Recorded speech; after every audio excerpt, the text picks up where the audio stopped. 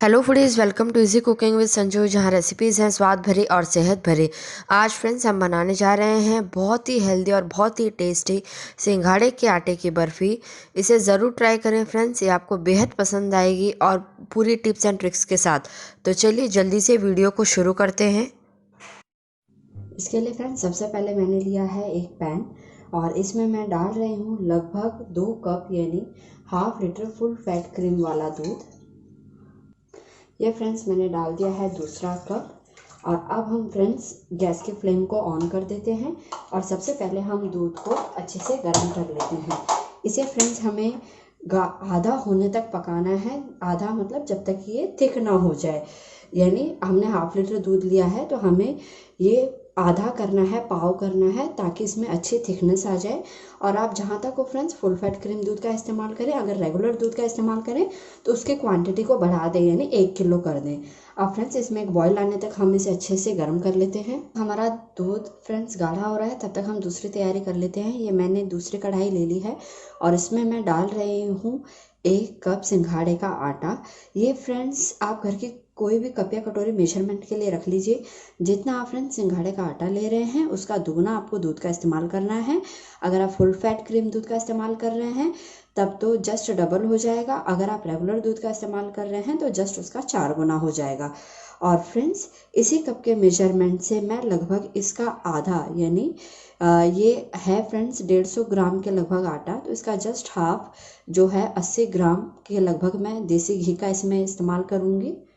ये फ्रेंड्स मैं गाय के घी का इस्तेमाल कर रही हूँ, इसलिए आपको येलोइश दिख रहा है।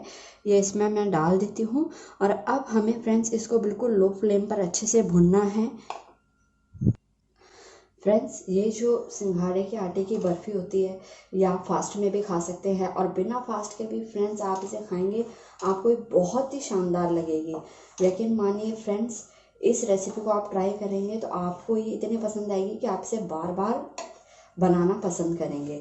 अब ये देखिए फ्रेंड्स, सिंघाड़े का आटा पहले से ही थोड़ा डार्क होता है, तो आपको कैसे पता चलेगा कि ये भुन गया है। वैसे आप बिल्कुल लो फ्लेम पे से भुनेंगे तो लगभग 5 से 8 मिनट इसे लग जाते हैं।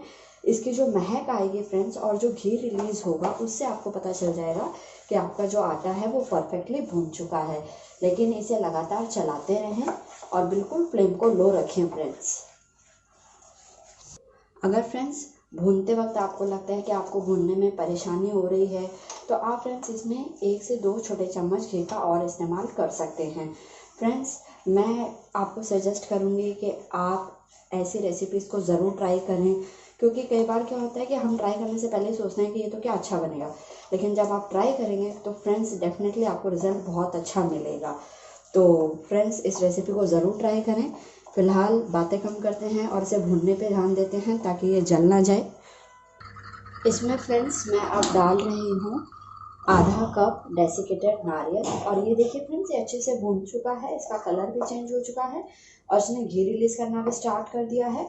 मैंने टोटल फ्रेंड्स इसको 10 मिनट के लिए लो फ्लेम पे भुना है। अब इस स्टेज पर फ्रेंड्स मैं इसमें जब ये अच्छे से भून चुका है डाल रही हूँ हाफ कप डेसिकेटेड नारियल। आप चाहे तो फ्रेंड्स जो नारियल की गठ होती है उसको भी इस्तेमाल कर सकते हैं, उसे या तो मिक्सर में ग्राइंड कर लें या फिर उसके ऊपर का ब्राउन वाला छिलका हटा के कद्दूकस कर लें। और इसके साथ ही फ्रेंड्स मैं इसमें डाल रही हूँ, ये है फ्रेंड्स 1/4 कप यानी जितना हमने सिंघाड़े का आटा लिया था उसका चौथा हिस्सा बादाम का पाउडर है। आप चाहे तो काजू पाउडर का भी इस्तेमाल कर सकते हैं फ्रेंड्स। मैंने इनको लेकर मिक्सर में थोड़ी थोड़ी देर पर पीस लिया था, जिससे कि अपना ऑयल रिलीज़ ना करें। अगर आप इसे बिल्कुल एक साथ पीसेंगे तो ये क्या होगा फ्रेंड्स कि ये अपना ऑयल रिलीज़ कर देंगे और ये अच्छे से पीसे भी नहीं जाएंगे। और अब हम इन्हें अच्छे से मिक्स कर लेते हैं। और ये फ्रेंड्स हमने जो हमारा दूध गाढ़ा होने के लिए रखा था वो गाढ़ा हो चुका है। तो गाढ़ा होने के बाद फ्रेंड्स मैं इसमें 3/4 कप यानी जितने हमने सिंघाड़े का आटा लिया था उसका 3/4 कप इसमें चीनी डाल रही हूँ और इसे अच्छे से मिक्स कर लेती हूँ। और जब ये अच्छे से मिक्स हो जाएगी तब मैं फ्रेंड्स इस मिश्रण को जो हमारा सिंघाड़े का आटा है उसमें मिला देंगे। अगर आप फ्रेंड्स इसमें दूध गाढ़ा करके ऐसे नहीं डालना चाहें तो आप इसमें चीनी की चाशनी भी बना के डाल सकते हैं। आप बस जितना आपने 3/4 कप चीनी ली है उसकी जस्ट हाफ पानी लीजिए और एक तार की चाशनी बना के सिंघाड़े के आटे में मिला लीजिए। तो भी फ्रेंड्स आपकी जो बर्फ़ी है वो एकदम शानदार बनकर तैयार होगी। तो आपको फ्रेंड्स मैंने दोनों ऑप्शन बता दिए हैं, आप जिस भी ऑप्शन को परफेक्ट समझें उसका इस्तेमाल कर लें। और ये देखिए फ्रेंड्स, दूध में अच्छा खासा बॉयल आ चुका है, दूध पहले से आधा भी हो चुका है और हमारी जो चीनी है वो लगभग इसमें पूरी तरह मिक्स हो चुकी है। तो ये देखिए फ्रेंड्स, अब हम इस स्टेज पर हमारा जो पूरा मिक्सचर है दूध वाला वो सिंघाड़े के आटे में डाल देंगे। परफेक्ट। और अब हम इसे अच्छे से मिक्स कर लेंगे। इसे लगातार चलाते रहें फ्रेंड्स। इसे कुक होने में फ्रेंड्स बिल्कुल भी टाइम नहीं लगेगा और फ्लेम को फ्रेंड्स बिल्कुल लो ही रखें। और हमें इसे फ्रेंड्स तब तक पकाना है जब तक कि ये अपना घी जो है वो रिलीज़ करना स्टार्ट ना कर दे और पैन को छोड़ना स्टार्ट ना कर दे। और फ्रेंड्स इसे ज़्यादा टाइम इसलिए नहीं लगता क्योंकि दूध हमने पहले से ही आधा कर लिया है और हमारा जो आटा है वो भी परफेक्टली हम पहले से भून चुके हैं। तो बस फ्रेंड्स लगातार अपने हाथ को कसरत कराइए और इसे हिलाते रहें और इस तरीके से थोड़ी देर में जब ये पैन छोड़ना स्टार्ट कर दे तब आपका जो बर्फ़ी का मिक्सचर है वो पूरी तरह तैयार हो जाएगा। ये देखिए फ्रेंड्स, हमारा जो मिक्सचर है, जो डो है वो पूरी तरह तैयार है और इसने घी रिलीज़ करना स्टार्ट कर दिया है। लगभग मैंने 5 से 7 मिनट इसको लो फ्लेम पर बिल्कुल चलाया है, इसको चिपकने नहीं दिया है और ये घी रिलीज़ कर रहा है। और देखिए किस तरीके से इकट्ठा हो रहा है, इसका मतलब ये परफेक्टली कुक है। और आप फ्रेंड्स इस तरीके से थोड़े से डो को प्लेट में निकाल के ठंडा कर लें और फिर जब आप इसे देखिए इस तरीके से उंगलियों के बीच में घुमाएंगे तो इसके बॉल से बनेगी और ये आपके हाथों को बिल्कुल भी नहीं चिपकेगा।